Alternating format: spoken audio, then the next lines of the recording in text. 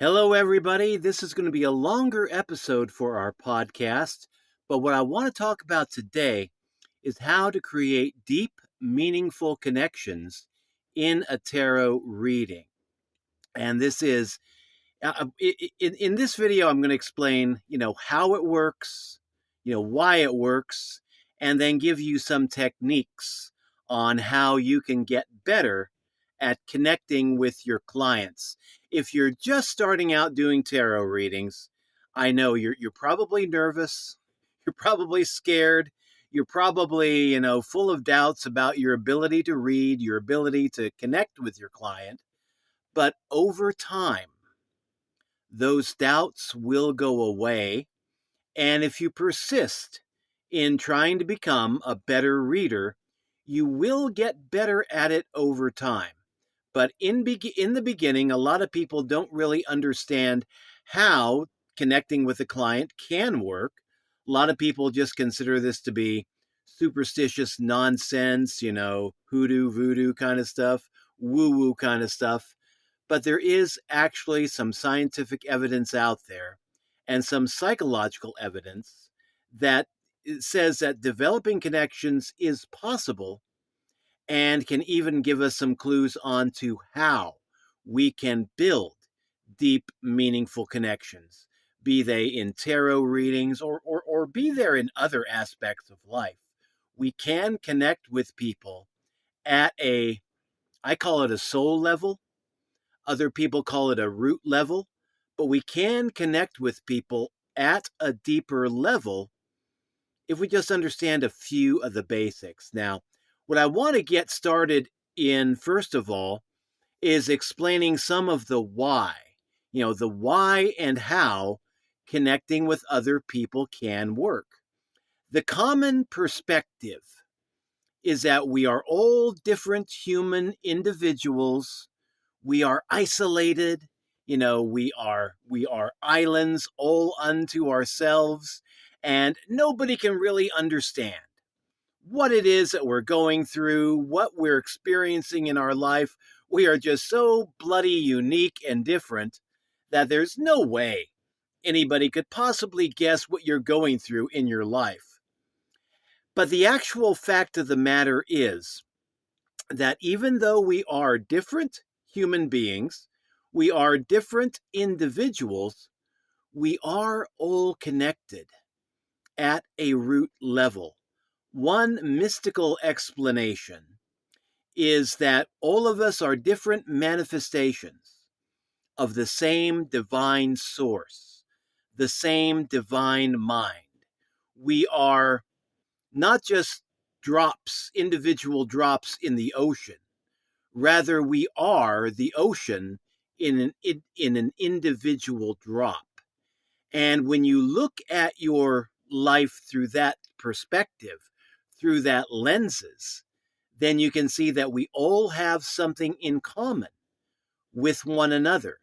We are different individuals, we are different human beings, but we share enough commonalities that real, deep, lasting connections are possible to build. And yes, through empathy, you can understand what other people are going through. And for people who are going through a tough time, when you're around people that have the proper empathy and desire to connect, other people can tap into what you're going through.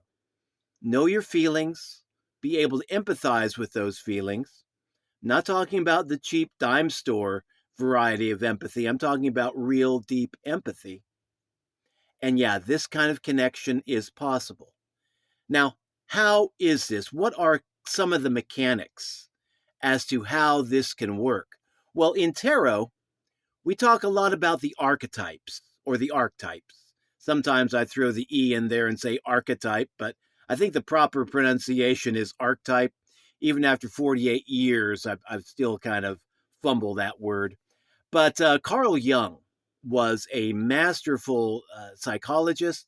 He studied the archetypes, and what he said is that the archetypes live. These are living beings of a sort, not the same as us, but living beings of a sort that exist in the universal unconscious mind. And there are different archetypes out there. There's the hero, there's the innocent, there is the magician, there is the miracle worker, there is the thief, the rogue, the rebel, and these archetypes are universal to all human cultures on the planet. And I have a feeling that they are not just universal to all cultures on our planet, they are probably also universal amongst all sentient beings throughout the galaxy and the cosmos. I think we all share a connection to this same universal unconscious mind. And what the unconscious mind is, there are three different levels of the human mind. There's the conscious level, where we think our everyday, thoughts, we live our everyday lives in the conscious level. And then there is the subconscious level, which lies just beneath the conscious level. We can kind of tap into the subconscious level with a little bit of effort, but a lot of times, we do things subconsciously and we don't really understand why we do them. And then below the subconscious level, there's the deeper unconscious level. And the unconscious level takes a lot more work, well, a little more work to access, but it is accessible.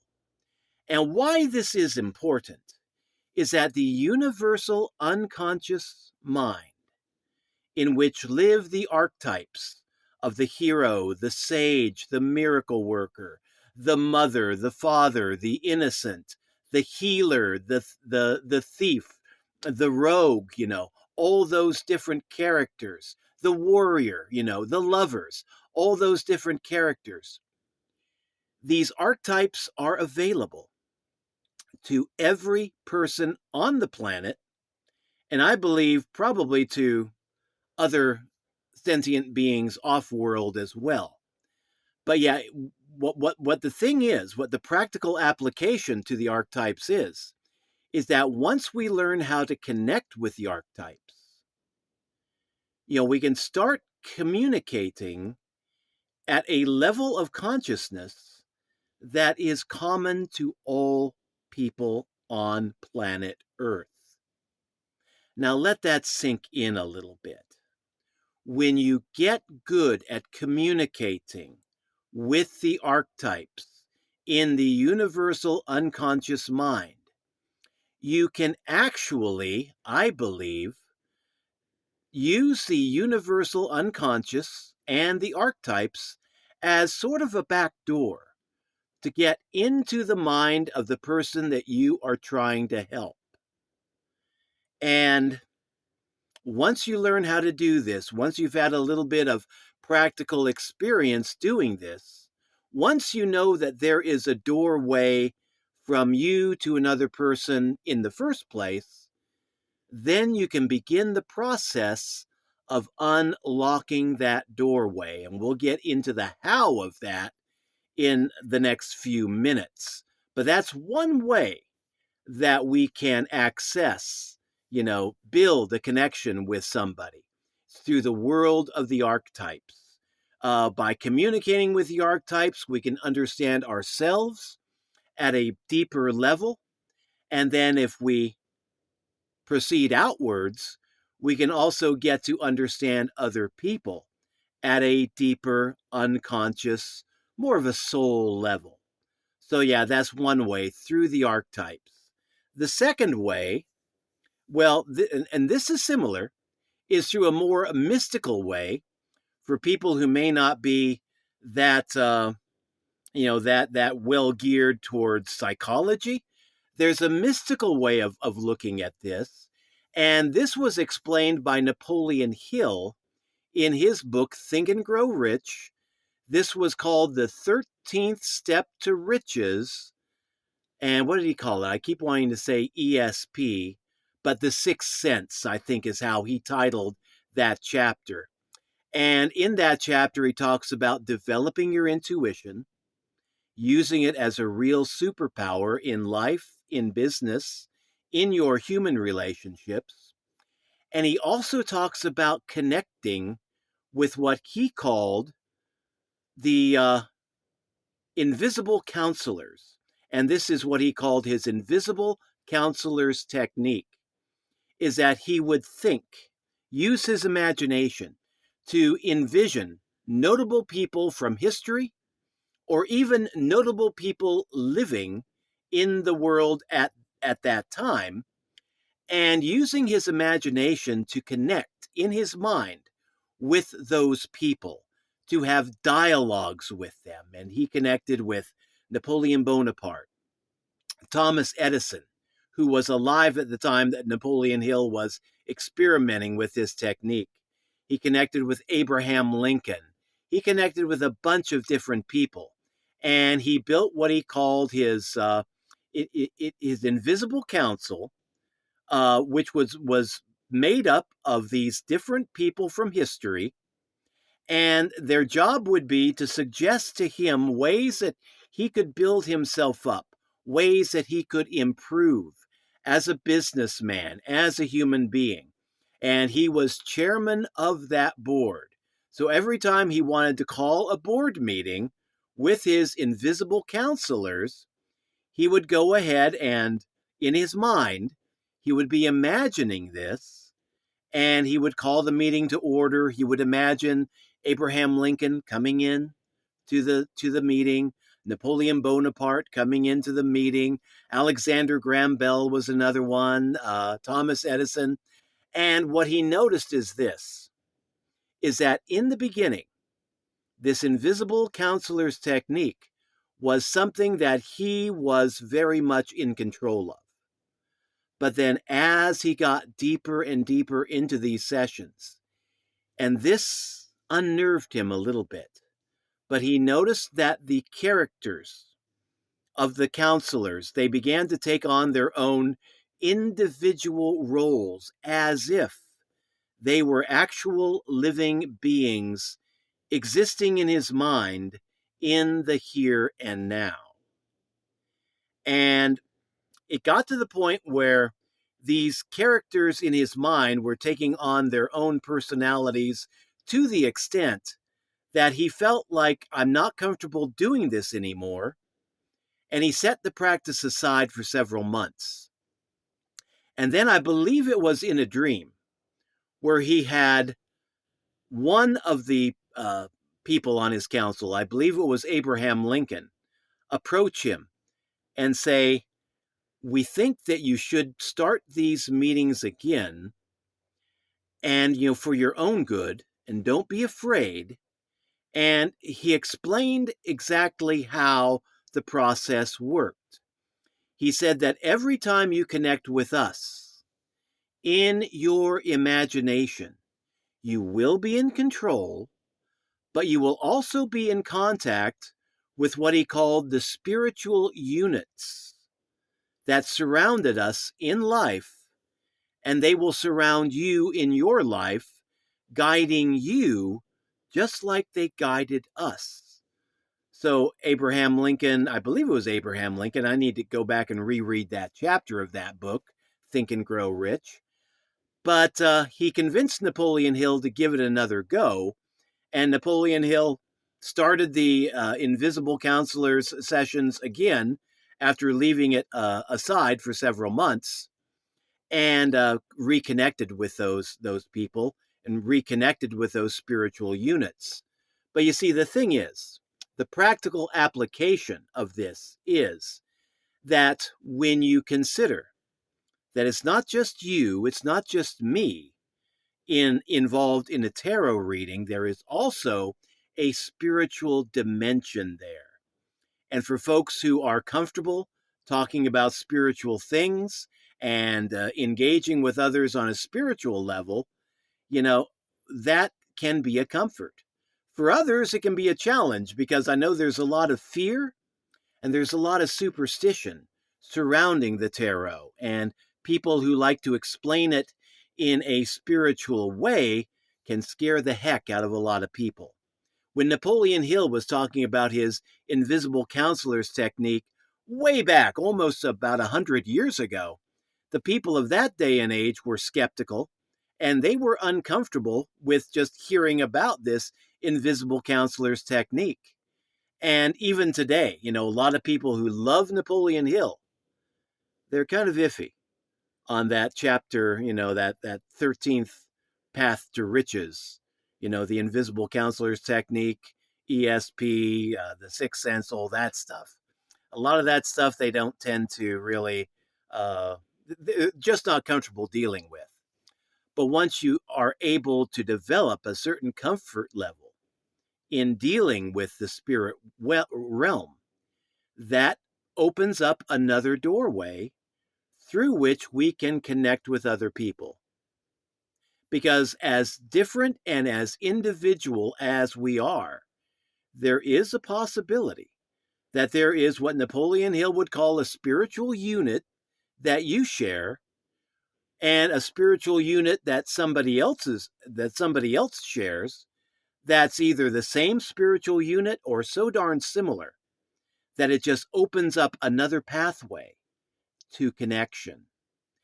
One of the popes in the Catholic Church, and I forget which one this was, but those of you who study this a little bit more deeply than I do, you may know, but one of the popes said that when he was involved in talking with another person, he engaged in this practice. He would ask his guardian angel to prepare the way to connecting, to talking to that other person. And then he would ask the guardian angel of that other person to open the doorway to connect.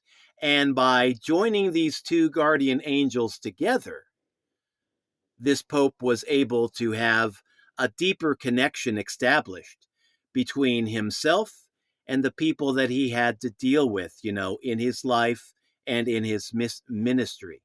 So having a spiritual dimension in tarot can be another pathway that we can use to connecting with our clients at a deeper level, to where we can understand better what they're going through and be able to offer better advice on getting them through their troubles in the here and now.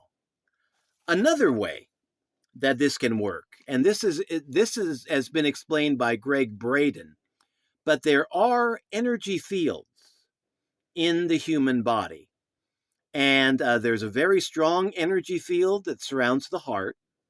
There's another weaker, but yet strong energy field that surrounds the head, the human brain. And these energy fields, they radiate outwards. And it's possible, when you're in close proximity to another person, to feel their energy field. And it's also possible to connect with people online, I believe, through the same energy field. And now this energy field has been documented. It's been verified by science. And the energy field around the heart is the strongest, stronger than the head. So if you can connect at a heart level with people, pick up on their vibes, pick up on their energy, open up your heart, and try to connect consciously with that energy field, you can tune into their feelings. And you can tune into the fact that sometimes our words and our feelings do not align, especially if you're talking to a person who is going through chaos, who is going through a very rough time, and maybe they're not very willing to open up and expose themselves. And when you gain the ability to be able to connect with a person at a heart level, then yes, you can actually be able to tell when their feelings and when their words match and where they don't match.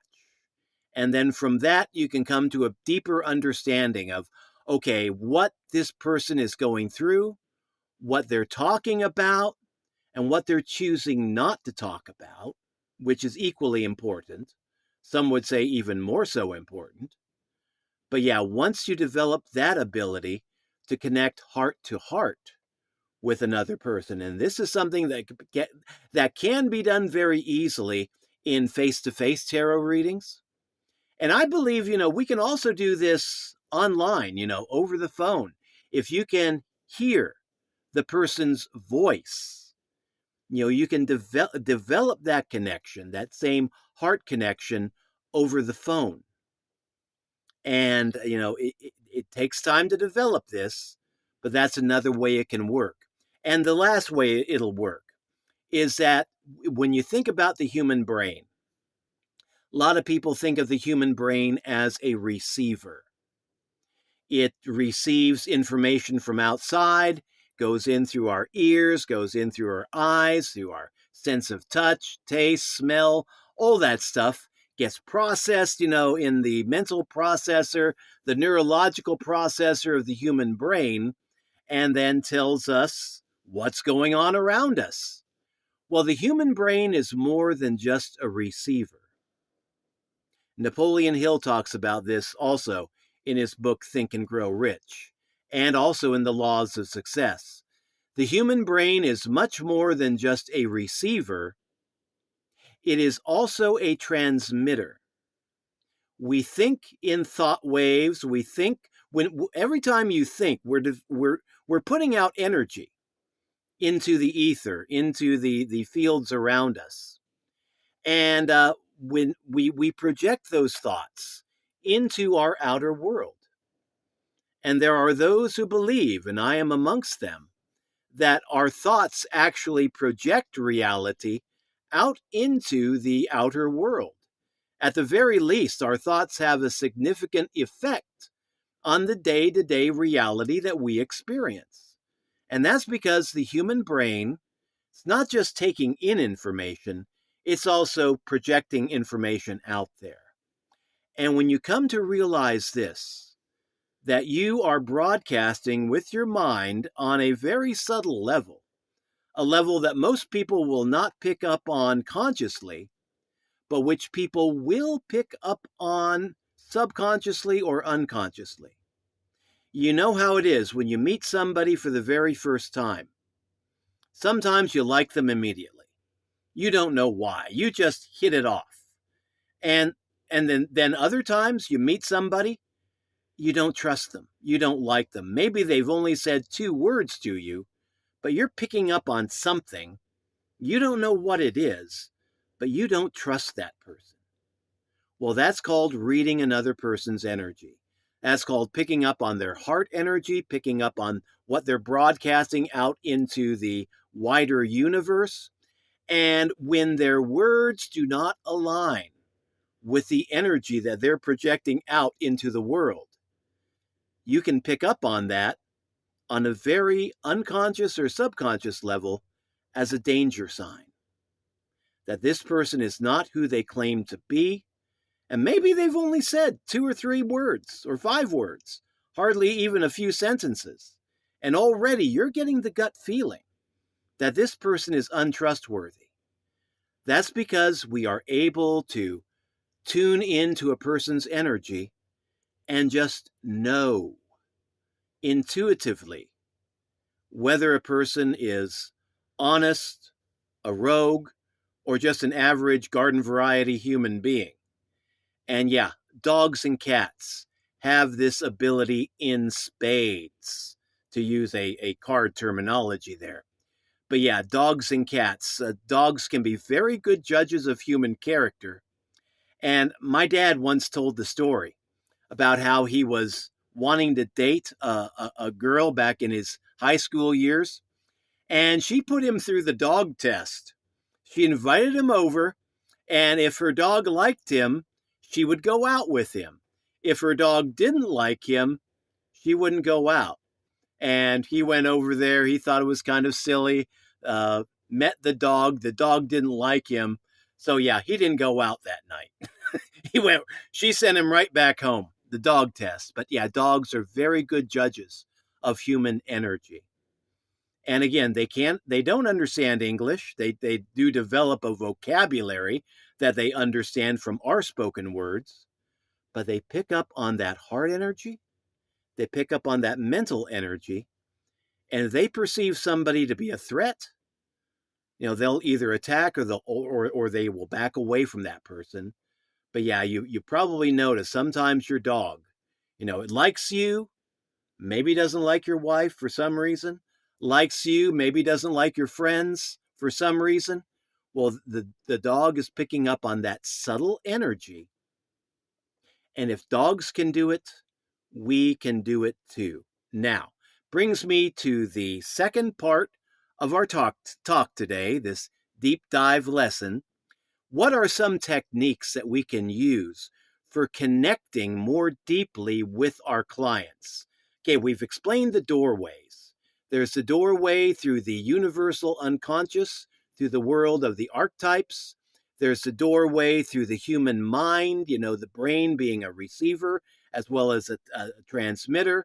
There is the spiritual doorway that we can use, and there's the energetic doorway of the energy that we put out into the universe, that if you're honest with yourself, that we all pick up on. And if you haven't consciously become aware that you're picking up on these energies, spend a little bit of time meditating on it, and I think you'll come around to the right point of view, or what I think of as being the right point of view. But those are the doorways that we can open. Now, how to open them? The first step is very important. The first step is this: you need to start out with a sincere desire to help another person. If you are seeing the other person as merely a paycheck, merely a way to get, $25 for a reading or $50 for a reading or whatever you charge for readings, if you're looking at it just as a business angle, that's not enough. That's not enough in my opinion.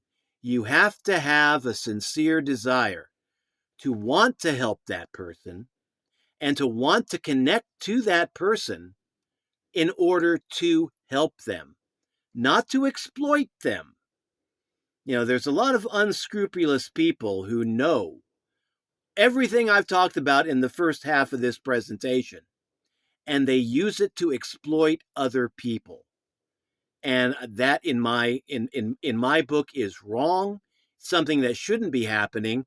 And I don't think that these techniques are as effective anyway when you go about it for the wrong reason.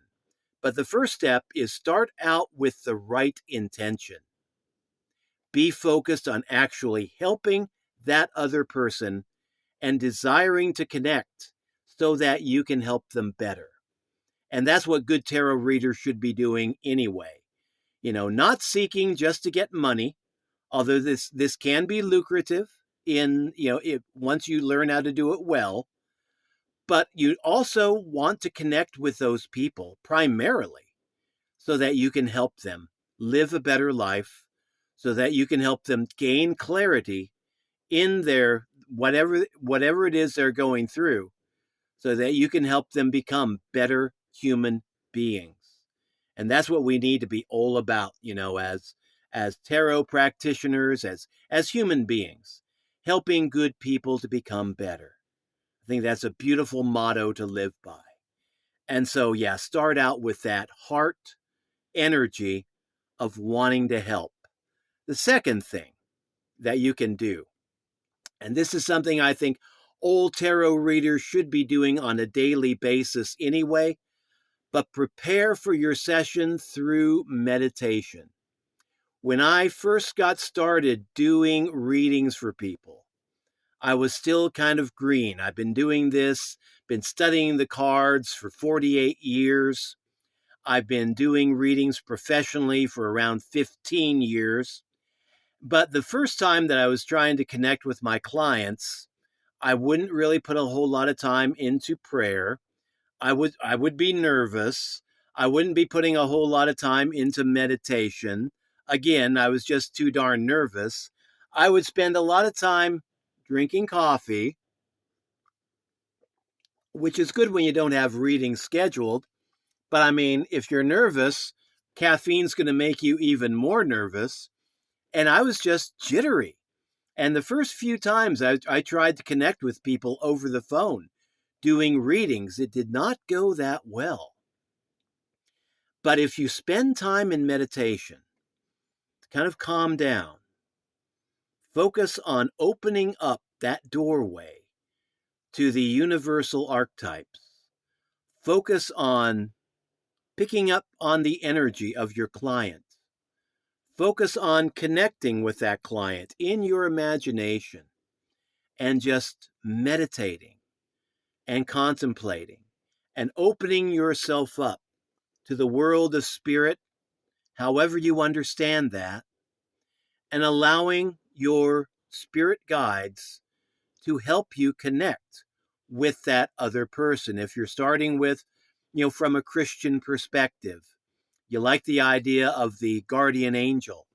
You can do like one of what that Pope I was talking about did. Ask your guardian angel to connect with the guardian angel of the person that you're going to be talking to later on in the day, and getting pathways, opened, getting doorways opened and connecting, and just spend a little bit of time in meditation before the reading.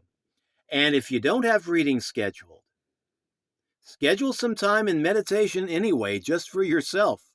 Just so you don't want to be calling on the archetypes and the world of spirit only when you need help doing a reading, or only when you are in trouble. You want to be developing a relationship with the world of the archetypes, with the spirit world as you understand it. Because once you develop a relationship with your spirit guides, with certain archetypes, they are going to know you better. You will know them better. And when it comes time that you need some help, you will be able to call upon their aid. So, yeah, spend time in meditation before the reading. And I would say when you get up in the morning, spend some time in meditation. How long, whatever length of time, feels right to you. Some people may start off with like 5 minutes of meditation. Other people, may be able to go 20 minutes, half an hour, an hour. Pick your starting point and start there. But definitely start opening these doors through meditation. Another thing that you can do to help to open doors, between you and your client, and this may sound like cheating. Matter of fact, some people do consider this to be cheating, but I think it's helpful because a lot of us are not full-blown psychics. We're intuitive. We've opened the door to the imagination. We've opened the door to the world of our spirit guides and archetypes and things like that. But we're not full-blown psychics. So another tool that you can use, if you're friends with the person on social media, check out their social media. See what they've been posting about.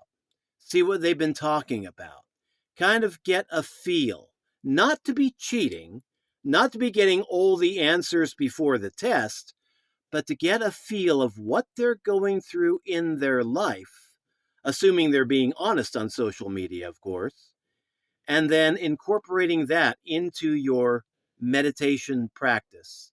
Don't just read their Facebook, meditate on their posts, and try to get a connection established that way, as well as through the other ways that I've just mentioned.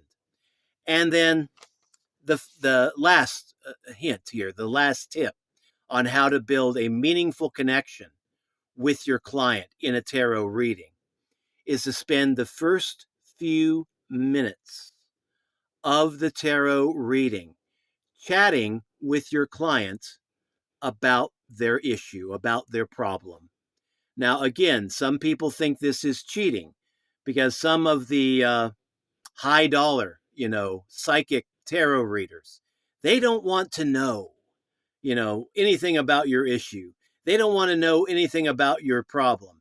They want you to sit down in front of them, and then they will tell you what you're going through, and then they will tell you how to solve that problem without you saying 2 words. I'm not that way. Most tarot readers that I know are not that way. I want to legitimately help the other person through whatever problem that they are having. And I think the best way to start building a connection, both on your side of the table and on their side of the table, is to open up. Ask them what they're going through, affirm them, let them know, okay, I understand. If you don't understand, don't lie about it. Ask if they'd like to go into a little bit more detail. Get a good understanding through their own words, through their own voice. If it's over the phone, you can pick up on their voice, the vocal energy. If they're sitting right across the table from you, you can pick it up through their body language. But yeah, just try to, through your conversation, and you can keep it brief. The first 3 to 5 minutes of the session can be enough. And yeah, just connect with the client and ask them what they're going through, and then affirm them, shuffle the cards, start the reading. That can be another very good way of establishing not just a one-way connection for you, but a two-way connection where the other person getting the reading can actually get to know you as a reader, get to understand your style, get to kind of know, like, and trust you. And that can open the doors of communication even wider. So yeah, spend some time talking to your client. Ask them to clarify anything that's not clear to you, because most people, when it comes to tarot readers, they think we've got this deck of cards. Had this old deck here for decades. It's being held together by a piece of string, the box is. But I mean, they think that we're psychics. They think that we're mind readers. And some are. There are some readers out there who are psychic, full-blown psychic mind readers. And those are the chaps and gals that usually charge about $500 a session for their services, because they are rare. And they know that they're rare, and they charge top dollar. Those of us who are just charging like $25, $50, $100 for a session, we're more intuitive. We're not full-blown psychic, but we can still connect nonetheless. Just takes us a little bit longer, a little bit more work, a little bit more effort, a little bit, more time in opening up. But then once that connection is opened, beautiful things can begin to happen. And healing on a spiritual and mental level can take place. And when you consider that a lot of the illnesses that humans go through are psychosomatic, really a lot of times illnesses of the body can be traced back to illnesses of the mind and illnesses of the soul. Once you help people at a mental level and a soul level, their physical issues might start clearing up too. So, I mean, this is a very beneficial practice just across all three realms of mind, body, and soul. So, yeah, spend the first few minutes talking to the person, building that connection, building a certain level of trust. And then once you have that level of trust, don't abuse it. Again, be heart-centered. Golden rule, do unto others as you would have others do unto you. Develop that connection with the attitude that you are going to help that other person. And once you start out with that foundation, beautiful things can and will begin to happen. Now, my final word here, and I'm going to end it on this note. People that are wanting to try to build connections with other people and just doing it for the first time, or just doing it for the first time consciously, you will notice that some people you will connect with very easily. Some people you will not be able to connect with very easily, but with a little bit of time, with a little bit of work, you will be able to connect with them, maybe over several sessions. You'll finally be able to build a connection. And then there are some people that you will not be able to connect with at all.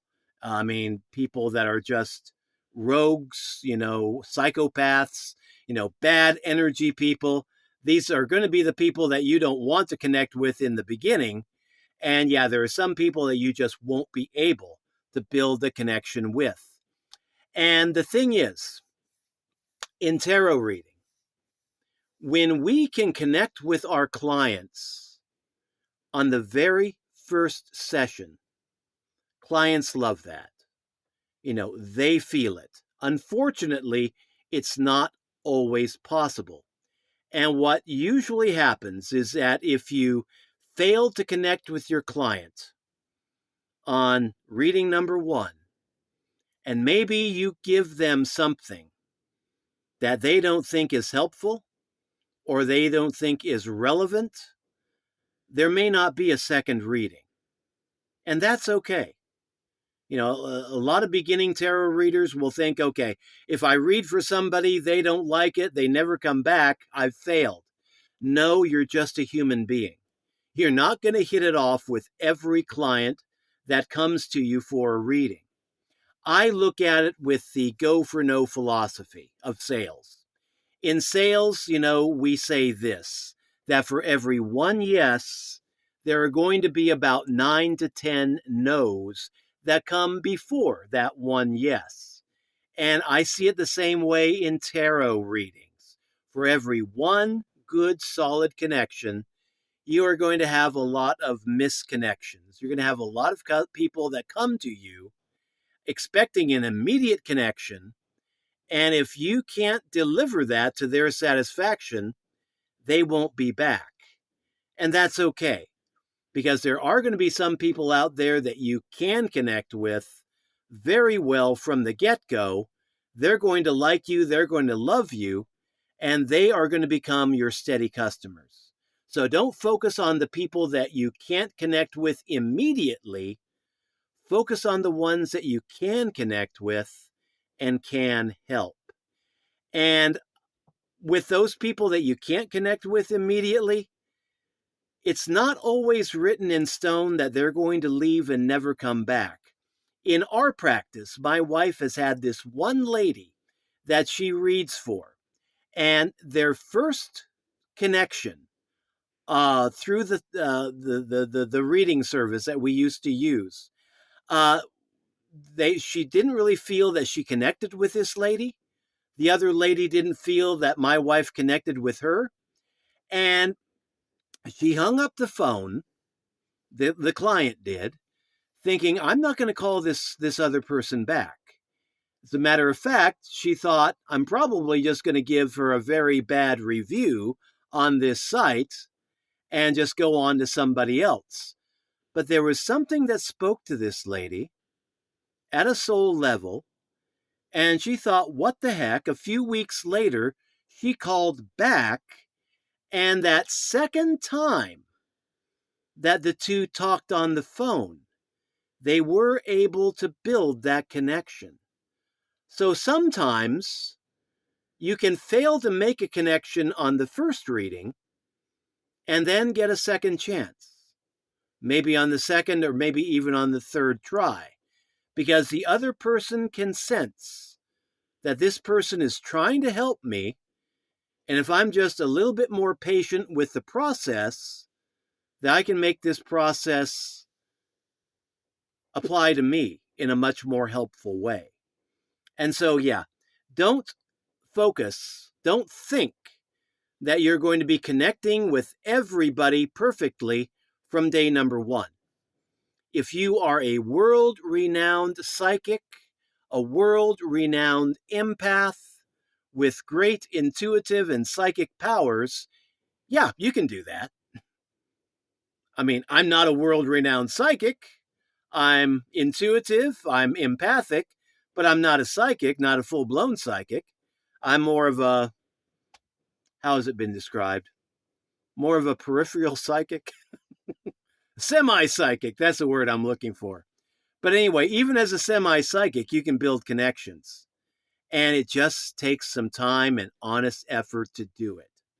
So yeah, open yourself up through these different paths, through these different doorways. Start out with a sincere desire to help the other person.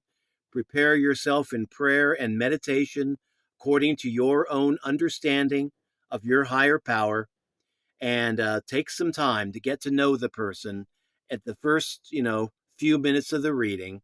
Talk to them, find out what they're going through, kind of get the fuller story, and then lay out the cards and start working on building that connection. And yeah, over time, there will be some people that you can build very strong connections with, and those people are going to become your best clients. So, hope you found some value in this. This is Ralph signing out. If you want to check us out online, I do readings in English by phone. My wife does readings in Spanish by phone. If you want to see about booking a reading with either of us, or if you want to take advantage of some of the other offers that we have online, go ahead and visit our main website. Link will be in the program description down below. Ralph's Tarot .com/offerings. That's www.ralphstarot.com/offerings. And as always, please like, share, subscribe. If you know somebody that's just starting out in tarot, maybe they're having a hard time connecting with their clients, maybe they've had a few failures and they want to throw in the cards and quit, share this video with them. See if we can't give them a little bit of encouragement to continue their journey along this tarot path. So, Ralph signing out. Thanks for dropping by. Have a great weekend. Bye-bye.